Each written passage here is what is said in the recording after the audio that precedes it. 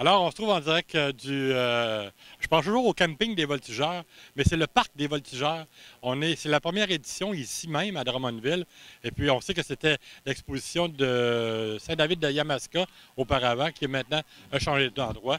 Et puis, on a une panoplie, un éventail de voitures vraiment intéressantes de toutes sortes. Puis, parlant de voitures intéressantes, on se retrouve ici devant un Ford. Je ne connais pas bien les hot rods.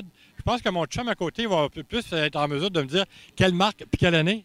Oui, nous avons ici un Ford 1939 pick-up modifié sur la suspension, la cabine est en majorité modifiée.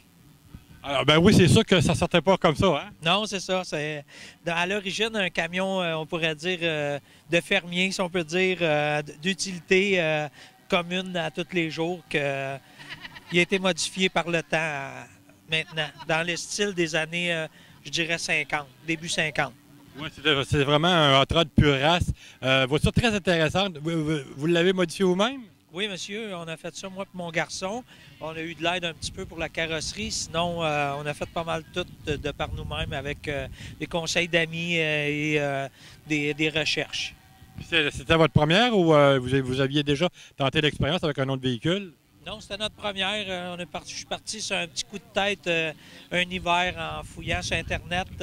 Puis j'ai découvert ce camion-là qui traînait quelque part chez une cour à scrap, si on peut dire, chez les Dumoulin dans le coin de Joliette. Oui, on les connaît bien, oui. C'est ça. Puis là, je suis allé le voir, puis tombé un petit peu en amour avec ma carrosserie de rouille. Oui. J'ai ramené ça chez moi. Vous avez fait quelque chose de très, très intéressant.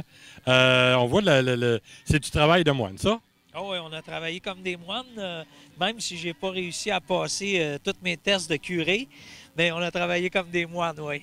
Ah, c'est vraiment intéressant. Puis, du point de vue mécanique, il y a quoi là-dedans? Il y a un 351 de Ford, un ancien, on pourrait dire, dans les styles Mustang dans les années 60. Puis vu le poids du véhicule, ça doit être assez performant.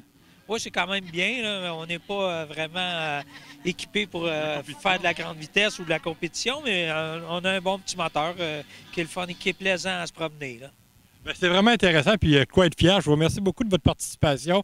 Et puis, on va laisser notre ami Régent filmer le compartiment moteur pour donner aux spectateurs l'aspect pur race de ce hot rod. OK, merci beaucoup. Merci, bonne journée.